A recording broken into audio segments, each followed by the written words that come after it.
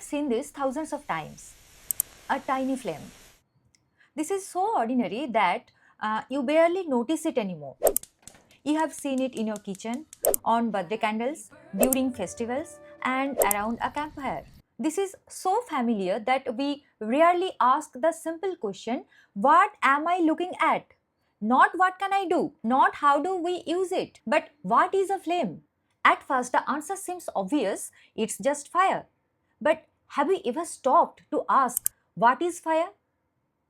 Is it an object, a gas, a liquid, or something else entirely? The strange truth is, most of us have spent our entire lives looking at the flames without ever truly understanding what we are seeing.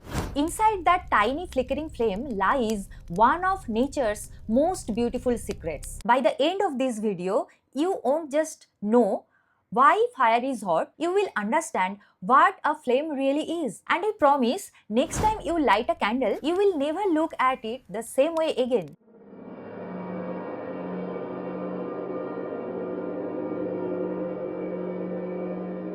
Let's back to the question we left unanswered. What exactly is a flame? Most of us instinctively think of fire as an object, just like a rock, a cup, a book, something that simply exists. But here's the first surprise. Fire is not really an object. In fact, you can't hold a flame in your hand, you can't put it inside a box, you can't pick it up and carry it somewhere else. The moment it stops burning, it disappears completely. Why? Because the fire was never the object. It was an event. Think about a rainbow. You can see it, you can point at it, you can chase it, but you can never take it at your home, because a rainbow only exists when sunlight and tiny water droplets come together under the right conditions. A flame is surprisingly similar.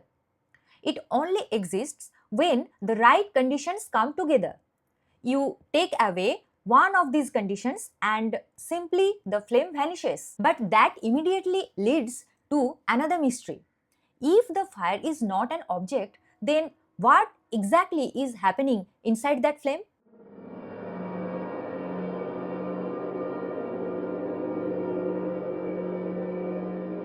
If a flame is not an object, then where does it come from? Why is not a wooden log suddenly burst into flames on its own? After all, it's surrounded by air every second of its life. So, what changes? The answer begins with three simple ingredients: oxygen, fuel, and heat. On their own, none of them can create a flame. A log can lie in a forest for years. The air around it is full of oxygen. Yet nothing happens because one of final ingredients is missing: enough heat. Only when the wood becomes hot enough, something remarkable happens. The solid wood does not burn fast. In fact, if those invisible gases could not escape, you would not see a flame at all. Instead, the intense heat starts breaking it down. Tiny invisible gases escape from the surface. Those gases rise into the air, mix with oxygen, and finally they ignite. What actually you are seeing is not that solid wood burning. It's those invisible gases burning above the wood. That's why the flame seems to hover above the wood. At that very moment, a self-sustaining chain reaction begins. The flame releases heat, that heat produces more gases, and those gases feed more flame. And the cycle keeps repeating for as long as the conditions remain right. Just take away one of them and the entire process comes to the end. Scientists have a simple name for this relationship. They call it the fire triangle. 3 ingredients, 1 flame.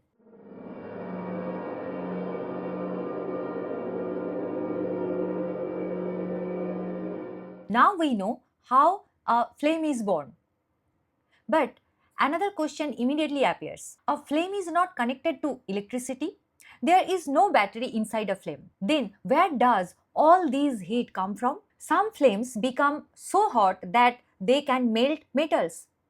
And some others' temperature can reach up to 1500 degrees Celsius. Can you imagine how much hot this temperature? So where is all this energy hiding? The answer is inside the fuel. Every piece of wood, every candle, every drop of fuel store energy inside the chemical bond which hold its atom together. When the flame begins, those chemical bonds start to break. Almost instantly, new bonds begin to form with the oxygen from the air. And here's the important part. Those new bonds are more stable than the old ones. The extra energy, it escapes as heat.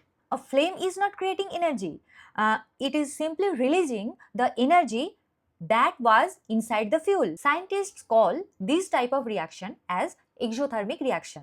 A chemical reaction that releases more energy than it absorbs is called exothermic reaction. At this point, you might think, if heat starts a fire, then why does not everything around us catch fire even in summer? The answer lies in another important idea. Every material has different ignition temperature. Ignition temperature is the minimum temperature it must reach before it can begin burning on its own. Paper ignites at lower temperature than the wood. Wood ignites much sooner than some metals. Every material has its own limit. Until that limit is reached, combustion does not simply begin. Have you ever thought, why does not our body catch fire? Our body is made of such materials that can burn, and oxygen is around us. So, why don't we catch fire at normal temperature? The answer is surprisingly simple. Our body temperature is only about 37 degrees Celsius. That's far below the ignition temperature needed for our tissues to burn. On the top of that, our body is made of nearly 60% water. Water absorbs heat extremely well and making it even harder for our body to reach that ignition temperature. Next, an interesting question comes.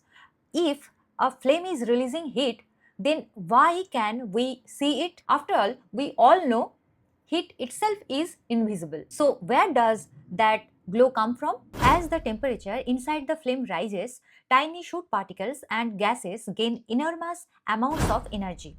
Some become so energetic that they begin to release energy as heat. That's why a flame does not just feel hot, it shines. In a candle flame, tiny shoot particles glow with a warm yellow light. In a clean burning gas stove, there are far fewer shoot particles. There, excited gas molecules produce a beautiful blue flame. That's why flame colors are clues. They reveal what's exactly happening inside the flame, how efficiently it's burning, how much oxygen is available, and even what kind of fuel is being used. Every flame is quietly telling a story. You simply need to know how to read it. If flame color tells us so much, another question naturally appears. Why do different flames have different shapes? And which part of the flame is the hottest?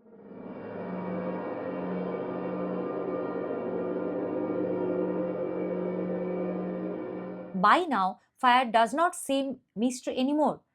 We know what is it, we know how it is born, from where its heat comes from, and we know why it shines. It almost feels like we have figured it out. The moment scientists began exploring fire in different environments, something unexpected happened. Suddenly, the rules seem to change. Think about a shape of a candle flame. It's always pointing upward. We have seen it our entire lives. So it feels like that's simply what flames do. But take that same flame into the space, it no longer stretches upward. Instead, it becomes almost perfectly round. On Earth, hot air rises.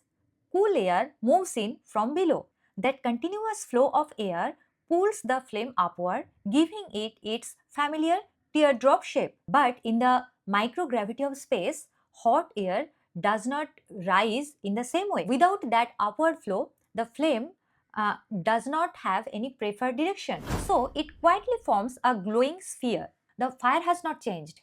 Only the surroundings have changed. And suddenly, one of the most familiar things in our life looks completely alien. Now, here something sounds impossible. Fire underwater. Can fire burn underwater? Our instinct says no, because we have spent our entire lives using water to put out the fires. But water does not extinguish fire simply because it's water. It extinguishes fire because it removes one of its ingredients that flame depends on. Under certain special conditions, if a fuel carries its own source of oxygen or releases oxygen through a chemical reaction, the flame no longer depends entirely on the surrounding air. And in those rare situations, fire can continue burn even beneath the surface of water. Now imagine standing a few steps away from fire, but you can't see the fire. It sounds like science fiction, but some fuels such as methanol burn with flames that are so pale they become almost invisible in daylight. The heat is still there, the reaction is still happening, the danger is still real, only the light is missing. Last, one final question begins to appear. If the fire behaves so differently, have we misunderstood fire all along?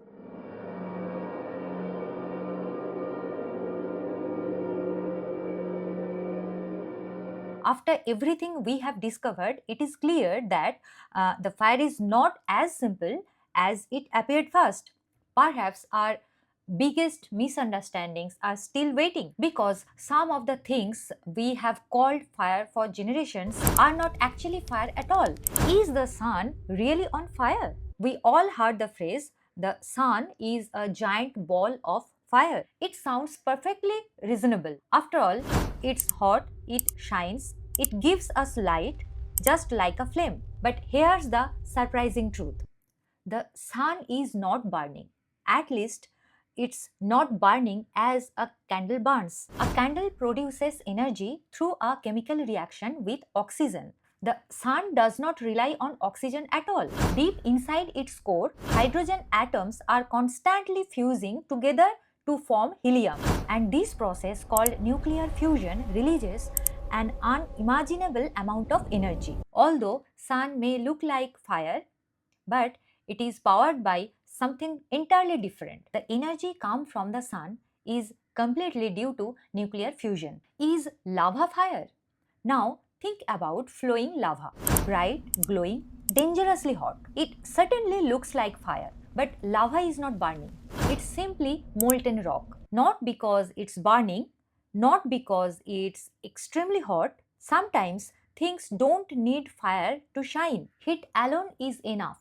Is fire same as plasma? By now, you may be wondering, if the sun is not fire, then what is it? Most of the sun exists in a state of matter called plasma. Unlike the gases inside an ordinary flame, plasma contains electrically charged particles. That makes it behave very differently. And someone asked me a question, is fire alive? And that question fascinated people for the centuries. Is fire alive? It grows, it spreads, it consumes fuel. Sometimes it even seems to breathe. It almost behaves like a living creature, but it's not alive. It has no cell, no DNA, no metabolism, no ability to reproduce that the living organisms do. Fire does not live. It only follows the law of chemistry. And perhaps that's exactly why it fascinated humanity so long. If you find this video interesting, subscribe the channel and I will see you in the next video. Bye.